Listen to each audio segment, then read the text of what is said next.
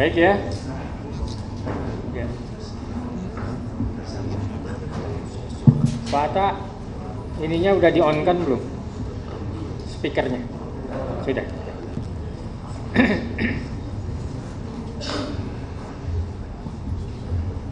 Ini dengan Profesor Dr. Suhandi Cahaya, SHMH MBA. Betul yang mulia. Betul ya. Saudara lahir di Palembang 22 Juli 54. Iya betul. Profesi saudara ini banyak ya. Salah satunya sebagai dosen pasca sarjana Fakultas Hukum Universitas Jayabaya Jakarta. Alamat saudara Jalan Gajah Mada nomor 10 lantai 2 Jakarta Pusat, benar? Betul yang mulia. Di sini juga pendidikan juga ini. Agamanya apa saudara? Agama Kristen. Kristen? Saudara kenal dengan pemohon Peggy Setiawan? Tidak kenal. Tidak ada hubungan keluarga juga ya? Tidak ada. Baik ya. Baik. Sebelum ahli memberikan pendapat, terlebih dahulu disumpah, silakan berdiri.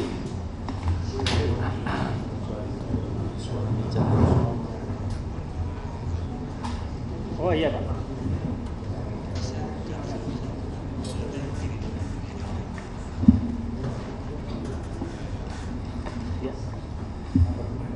Ya.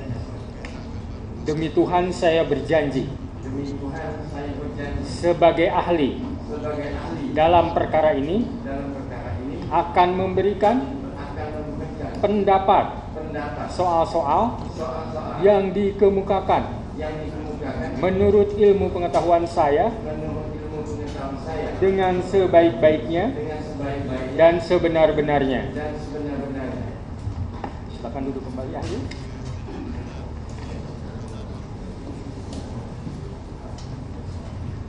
Kepada termohon, saudara mau mengecek surat tugas ahli?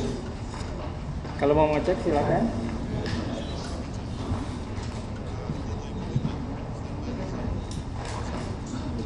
Ya silakan, ini surat tugas.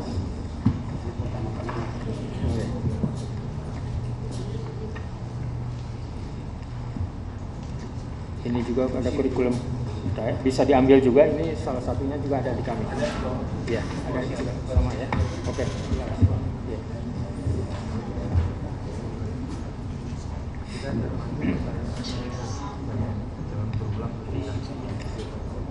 Terkait dengan ahli yang dihadirkan oleh pemohon, dari termohon ada tanggapan? Tidak ada ya, berarti kita lanjut untuk pemeriksaan ahli. Ahli ya, di sini saudara dihadirkan sebagai ahli apa? Ahli hukum pidana dan acara pidana. Hukum pidana dan acara pidana ya. Baik ya. Saya yang pertama pertanyaan yang simpel dan sederhana biar masyarakat tahu karena ini diliput banyak ya. Sampai ke pelosok-pelosok. Apa sih pra-peradilan itu? Nah, itu pertanyaan biasanya dari pra-peradilan itu ada di dalam pasal 77 KUHP. Jadi seseorang yang merasa dilanggar haknya, terutama hak asasi manusia yang dilakukan oleh penyidik, maka dia berhak untuk menuntut pra-peradilan. Ya. Siapa saja yang boleh mengajukan pra-peradilan, Pak? Yang boleh mengajukan pra-peradilan adalah si calon tersangka atau tersangka ataupun kuasa hukumnya ataupun ahli warisnya.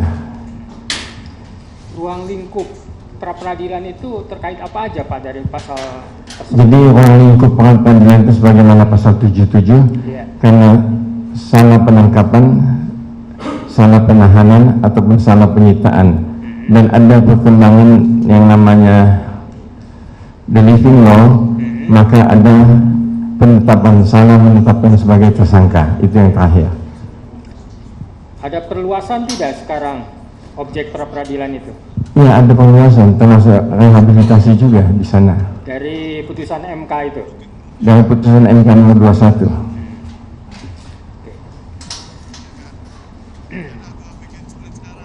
Syarat sahnya untuk ditetapkan jadi tersangka itu gimana Pak?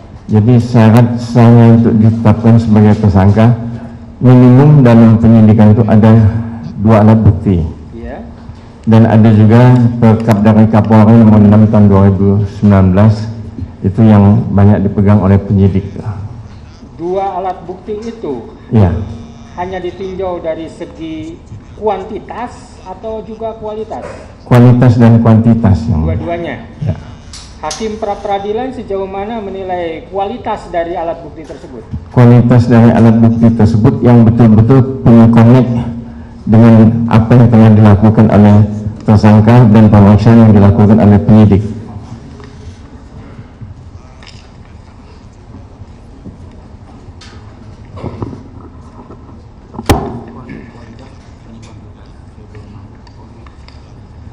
Sebelum seseorang ditetapkan jadi tersangka, apa yang sebaiknya dilakukan oleh penyidik sesuai dengan prosedural KUHP? Ya, sebagaimana pasal 1 ayat 10, semestinya penyidik itu memeriksa dengan selengkap-lengkapnya dan secermat-cermatnya. Dan setelah ada pemeriksaan menurut Perkap nomor 6 tahun 2019, maka sebelum ditetapkan jadi tersangka mesti ada gelar internal gelar, atau kalau misalnya ada pengacara dari tersangka, biasanya pengacara tersangka diikutkan untuk gelar. Itu lebih fairness. Kapan penyidik itu harus mengumpulkan alat bukti? Sebelum tersangka ditetapkan atau sesudah tersangka ditetapkan? Sebelum ditetapkan jadi tersangka mesti ada alat bukti. Apakah seseorang ditetapkan jadi tersangka wajib diperiksa terlebih dahulu atau bisa juga belakangan? Jadi seseorang ditetapkan sebagai tersangka, apakah yang pertama mungkin dia tertangkap tangan? Kalau dia tidak tertangkap tangan, mungkin ada laporan dari seseorang atau dari pengaduan yang mana si pelapor itu telah memberikan alat bukti yang lengkap kepada penyidik. Jadi kesimpulan saudara, apa harus diperiksa terlebih dahulu atau tidak si calon tersangka itu? Ya, semestinya biasanya di dalam hukum acara pidana itu ada saksi pelapor, dia datang ke Polda, Polres, Polsek ataupun ke kantor polisi, bikinlah dia laporan sebagaimana pasal 108 KUHP. Nah, setelah diperiksa oleh penyidik yang piket pada waktu itu, misalnya ada bagian konsultasi kriminal umum ataupun kriminal khusus, dan setelah itu diperiksa kriminal umum, ditandatangani oleh yang jaga pada waktu itu, dan dapatlah namanya surat laporan kepada si pelapor. Nah, hasil daripada itu diperiksa oleh unit-unit masing-masing. Jadi dari tempat pelaporan 108 tadi dibuang ke belakang atau dipindahkan ke belakang dan jatuhlah pada unit harda atau jatuhan keras atau apa. Nah, di situ mulai seminggu sampai 2 minggu kemudian dipanggillah si pelapor tadi. Setelah pelapor dipanggil saksi-saksinya yang lebih lengkap. Nah, kalau misal polisi tidak yakin, maka dipanggillah ahli ikut. Nah, setelah itu sudah banyak yang diperiksa sebagai saksi ataupun sudah ada ahli, maka sebelum ditetapkan jadi tersangka, maka penyidik mesti mengadakan gelar sebagaimana Perkap nomor 16 tahun 2019 pasal 25 kalau. Apa syarat-syarat seseorang dikatakan DPO, masuk dalam kategori DPO? Seseorang kalau dikatakan sebagai DPO, dia dipanggil tidak pernah datang kepada penyidik, dan penyidik sudah capek mencarinya tidak ketemu-ketemu, maka diterbitkanlah DPO yang mulia. Apakah pemanggilan itu bersifat imperatif? Ya, pemanggilan imperatif. Berapa kali? Ya, paling minimum 2 kali. Saudara bilang imperatif, apakah ada dasar hukumnya terkait hal tersebut? Gimana yang mulia? Ada dasar hukumnya terkait dengan harus ada pemanggilan? Ya, mesti ada pemanggilan ya. Di dalam KUHP. Dalam KUHP? Ya. Dalam pasal apa, Pak?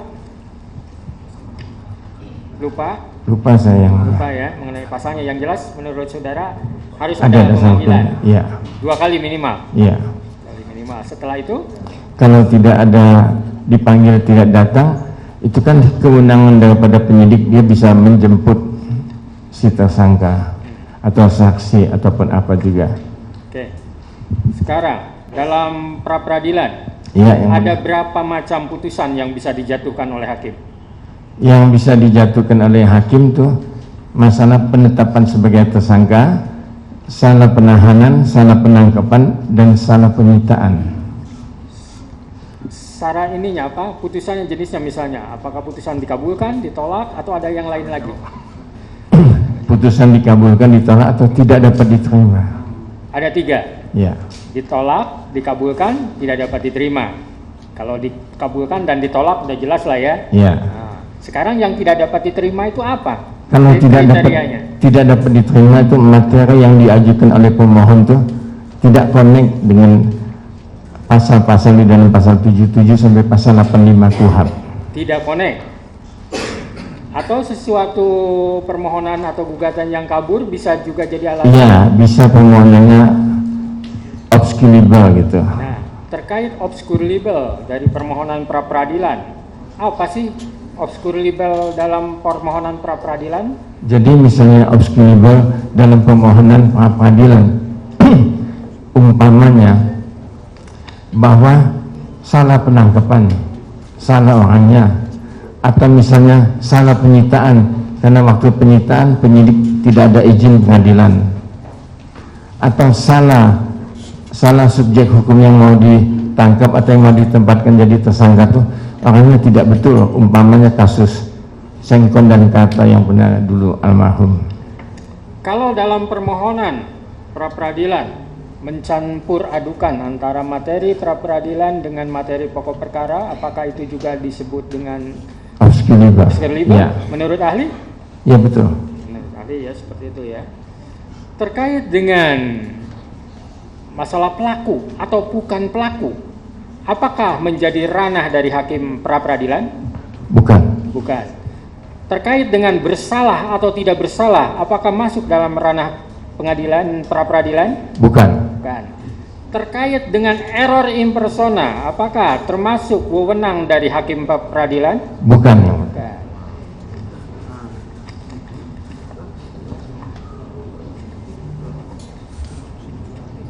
Jadi yang harus diolah oleh hakim pra peradilan apa sebenarnya dalam putusan? Yang mana gimana pertanyaannya? Yang akan dituangkan atau diolah dalam putusan yang akan dijatuhkan, apakah hanya bersifat formalistik aja atau bersinggungan dengan materi? Bersinggungan mesti. Kenapa itu misalnya tidak dapat diterima, kenapa itu ditolak, dan kenapa itu dikabulkan? Bersinggungan? Ya. Di mana titik singgungnya? Jadi kalau misalnya seperti yang Mulia katakan tadi, apakah ini ranahnya pra peradilan, hakim pra peradilan, atau ranahnya hakim pidana? Kalau itu dimasukkan dalam satu permohonan, maka itu menjadi obscurable. Oke, tadi saudara ahli mengatakan yang seperti error in persona tidak boleh dimasukkan dalam permohonan pra peradilan, konsekuensinya bisa obscurable. Kalau gitu, error in persona itu bisa diajukan di mana? Itu diajukan ketika kasusnya dilimpahkan dan disidangkan kasus pidananya. Dalam pokok perkara kan ada eksepsi, ada pledoi, di mana diletakkannya? Di eksepsi. Di eksepsi. Berarti bukan di pra peradilan ya? Bukan. Oke.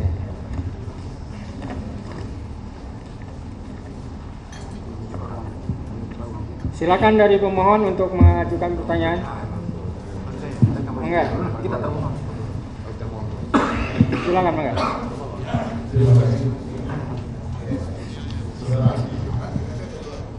Saudara mengatakan bahwa salah orang begitu menjadi domain pra-peradilan. Yang saya ingin menanyakan, kalau seumpama ada orang yang kemudian juga bahwa dia pelakunya, tapi faktanya dia bukan pelaku, apakah dia bisa dimasukkan dalam pra-peradilan? Salah tangkapnya itu, iya. Bisa kalau dia salah tangkap, salah tahan,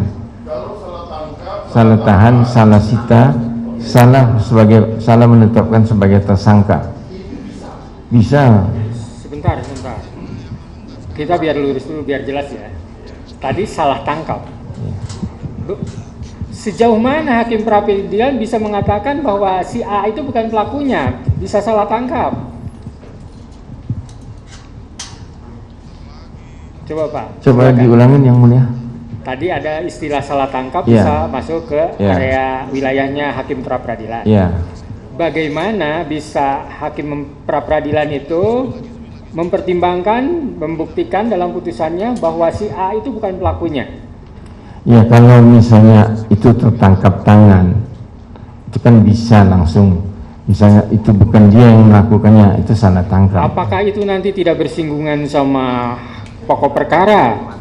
Karena nanti akan memutuskan bersalah atau tidak bersalah, Iya, pelakunya atau tidak. tadi sudah saya jelaskan yang mulia, apabila dalam tuntutan peradilan itu tidak mempunyai kayak kalau dua kualifikasi hukum.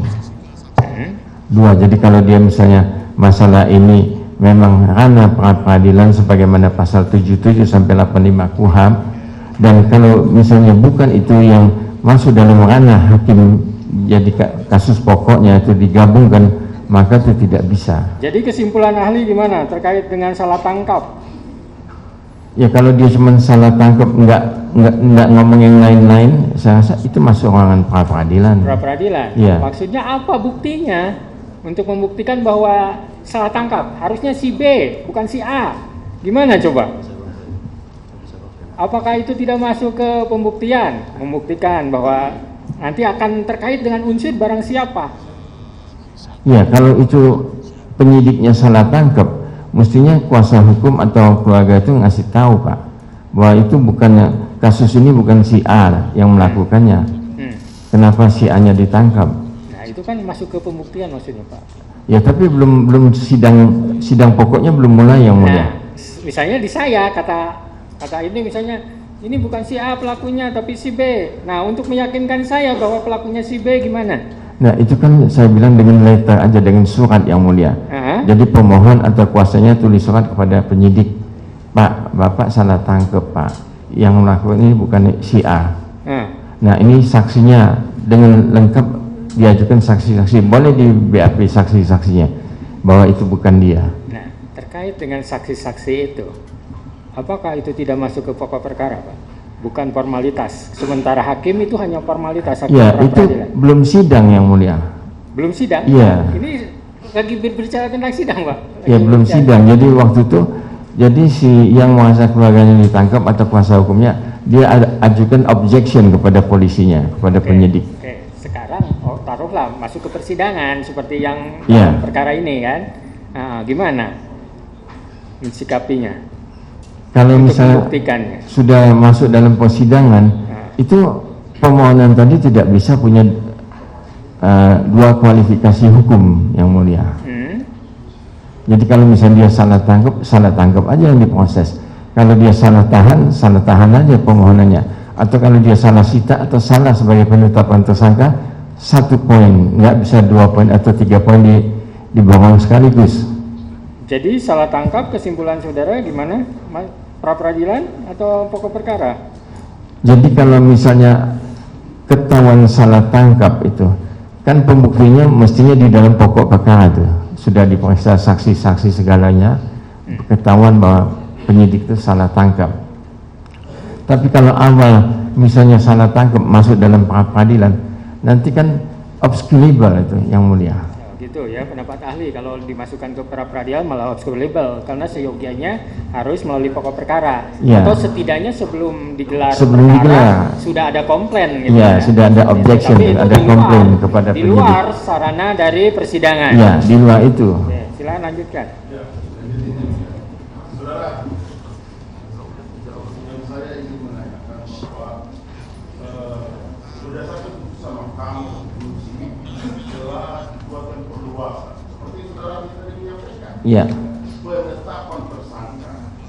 Nah, penetapan tersangka ini ketika dikaitkan dengan terjadinya error di persoalan atau salah tangkap, apakah penetapan tersangka ini bukan merupakan isu dari penetapan tersangka tersebut? Ya, PH. Penetapan tersangka juga banyak contoh jurisprudensi ataupun ditetapkan sebagai tersangka lantas ditahan atau ditangkap oleh penyidik, terutama kasus-kasus yang dipegang oleh KPK tuh. Nah itu memang termasuk ranah pra peradilan. Ya. Saya ingin menegaskan bahwa Ya. Bahwa salah tangkap itu adalah ranah dari peradilan. Betul. Masuk dalam lingkup penetapan tersangka ya. Ya. Kemudian saya ingin menanyakan bahwa dalam menetapkan seorang DPO apa saja sih syarat dan secara mengenai.